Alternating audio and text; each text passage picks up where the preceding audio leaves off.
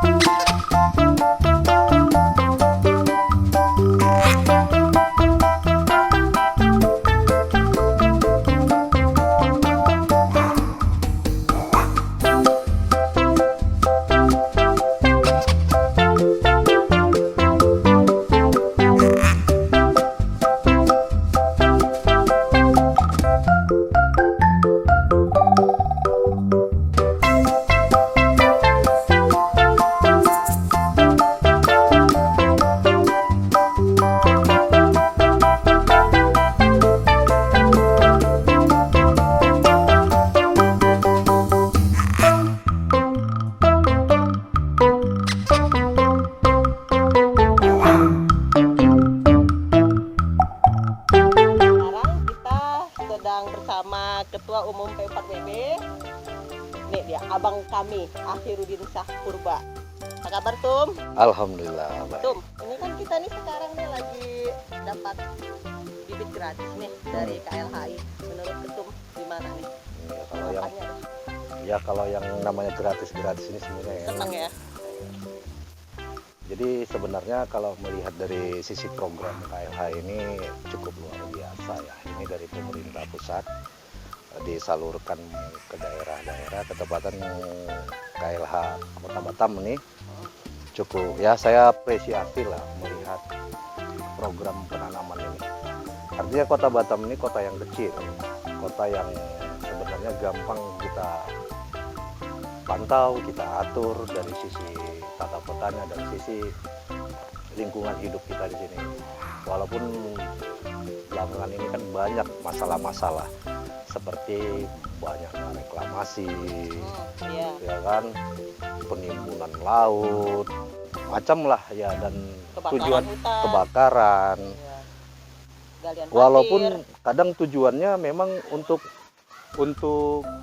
pengembangan Kota Batam, tapi kan dinas-dinas terkait ini kan punya aturan main semua, dan di sini peran KLH ini saya cukup apresiasi ya, walaupun kadang agak menggelitik gitu, KLH-nya penghijauan, sisi lain ada pemberantasan. Nah itu dia. Nah, di sini memang perlu kita mengontrol sosial, baik dari sisi pemerintah ataupun edukasi ke masyarakat bahwa menanam ini sangat baik, bukan untuk kita, mungkin untuk anak cucu kita ke depan, agar kota sisi dari program-program yang dilakukan oleh KLH ini harusnya pemerintah kota ataupun masyarakat Batam itu harus aktif mendukung program-program penanaman ini. Apalagi kita lihat bibit yang ini yang kita dapatkan ini, program ini bibit durian, matoa, ini buah-buah yang sangat produktif. Dan di sisi lain, polusi udara dengan banyaknya nanti tanaman-tanaman ini sangat berkurang. Mungkin itu yang bisa kita sampaikan. Program ini adalah gebrakan, satu hal yang sangat positif untuk kita masyarakat untuk membangun jiwa menanam. Benar. Jadi kira-kira kalau Mak Rosi gimana? Kalau saya sih, kan ini nih durian, matoa. Idenya itu gimana kalau misalnya ditanam tuh sepanjang jalan Kota Batam? Wih, Seru nggak tuh? keren, itu sangat keren. Jadi pagi-pagi kita lari pagi nungguin durian jatuh, gitu kan, keren ya kan?